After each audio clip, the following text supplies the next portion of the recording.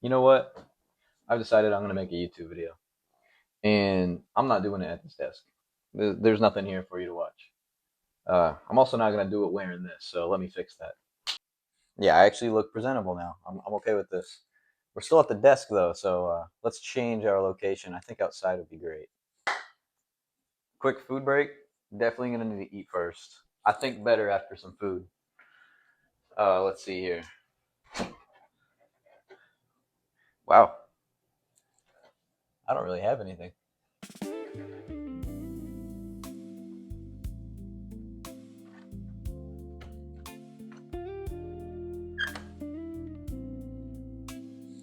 First try. I'm gonna have to find a new spot to record because we got a whole hornet's nest over here. I like insects, but not that much.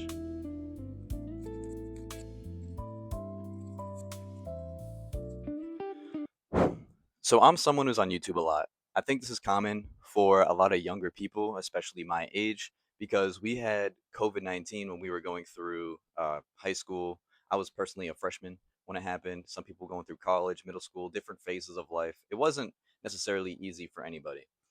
What I'm trying to dive into specifically, though, is basically how advice is shown online. Because I'm on YouTube a lot, I've been seeing this trend of people basically giving advice, giving their 2 cents, and a lot of it contradicts, a lot of it is misleading. And I want to give the opinion that I have when it comes to how to navigate that as someone who's younger. I'm not saying I'm a guru and I have it all figured out, but I think there's some good skills that you can develop to make sure that you're not listening to the wrong people and that you're making a good decision, especially for yourself. The first topic I'm really trying to dive into because I'm trying to choose things that apply to everybody. And you can definitely find advice for anything. You can find it for cars, you can find it for building a house, whatever you're trying to do.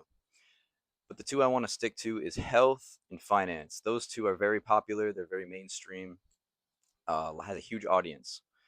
So, first one I'm going to dive into is health and fitness. So, in my experience, my own life, I can tell you that being lean makes people treat you better.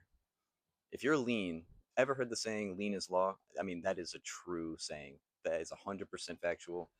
If you are leaner, you have abs, you are going to have a better life. There are people who believe in bulking and cutting, and I believe in that to a degree, especially if you're extremely disciplined, you can stick to your shit, then that is something that you're going to maybe find success in doing. But generally speaking, you want to remain on the leaner side of that. You're going to feel better. Your energy will be better. People will treat you better. You'll look better without a shirt off. And that is my experience. So if you go online, you'll find people who basically they'll say completely different things depending on who you watch. Calisthenics, powerlifting, lifting heavy, doing reps. Some of it can be interest, some of it can be hobby.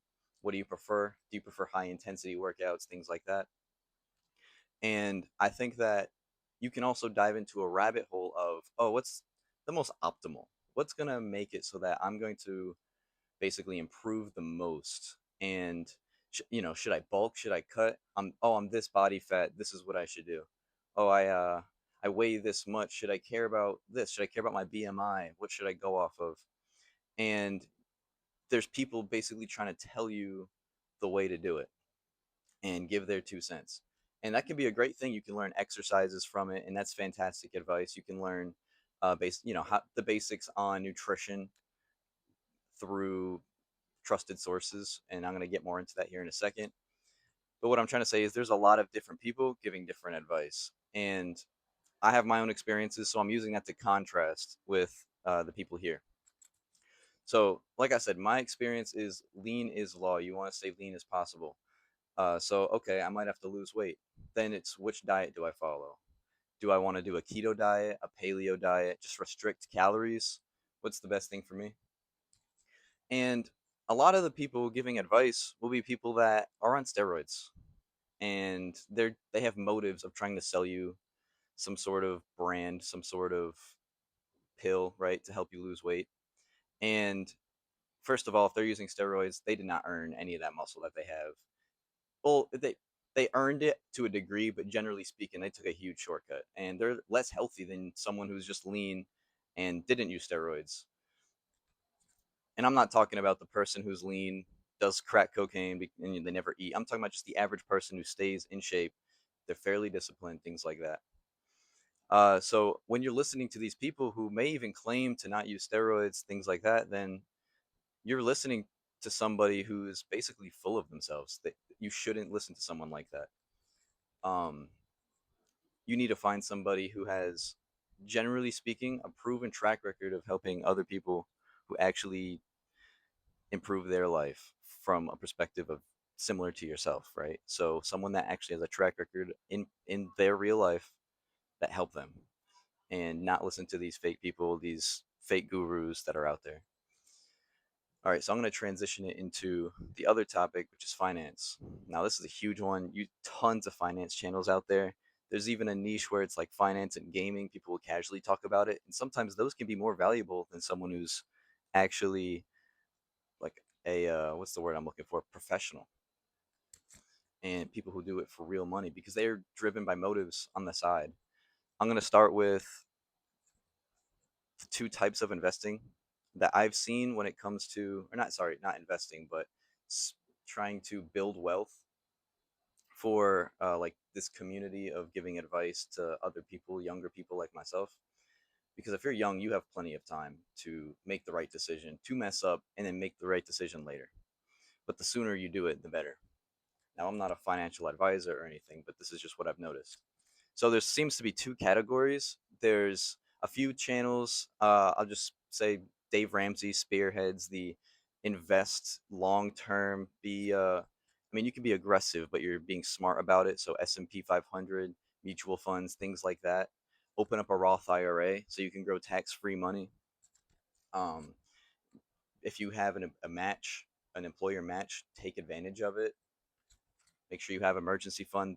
Those are fantastic things to basically do because people he had a study done where it showed millionaires, and that's a track record, and what they did in order to maintain their wealth, gain their wealth, to get where they are now, a place that you eventually want to be. And it's a little slow. It takes a long time, a lot of discipline, a lot of dedication, especially if you just want to spend your money, go out, do things like that.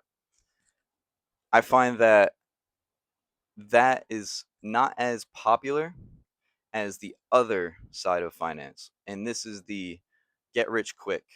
Basically, by that, what I'm trying to say is there's the Bitcoin, there's the stock trading. Stock market is up right now, so people are investing more. It's a bear mode, or not bear. I believe this is a bull market. I get those confused. We're going up, and people want to take advantage because everyone feels like they know what they're talking about when the market's going up. Because even if it's not the greatest stock, they still made money on it. I think listening to people who really try to take advantage of the short term are trying to get you to think that they're more knowledgeable than other people and that they have something figured out that other people don't. If rich people had figured it out, they wouldn't have shared how to do like the quick short term stock trading. You know what I mean? The proven track record of long term is more popular, is more common with the bigger track record than the short term. Yes, there have been people that have gotten rich off Bitcoin. There's been people. There was the GameStop short squeeze, which happened, got some people millions, tens of millions of dollars when that happened. There's even a movie based off of it. So there's this hope, this dream that can definitely get in people's heads that make them want to just dive in on that side of investing. But it's also the people that you listen to that tell you what to trade. I mean, that can be very misleading, contradictory because people want you to invest in certain stocks. They want you to do, I forgot all the terms, but there's little internet investments that you can do. Buying a YouTube video.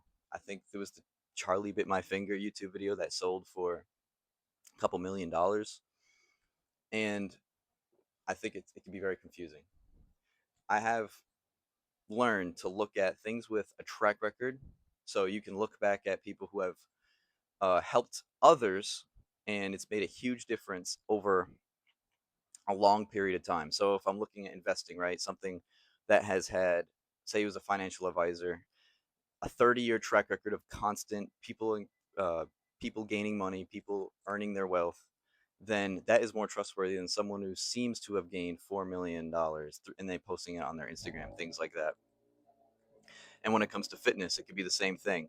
You see somebody's journey of getting really in shape and they're not using steroids, and you could tell, which can be tough sometimes. But say you figure out that they're actually natural and they're giving good advice, then that's the person that you should be listening to. I think that's how you can determine what's worth listening to and what's not. I think if someone looks like they have a motive, you really want to stay away from it. It can be difficult. That doesn't mean I don't like all the advice that's on the internet. I actually love how much of a head start I feel we have. I mean, I'm in my early 20s and I feel like I've been given a huge map on how to be successful. It's just the map has a lot of side quests that are traps, right? I want to be able to get to the end of the finish line, get to the X on the map so that I can make it.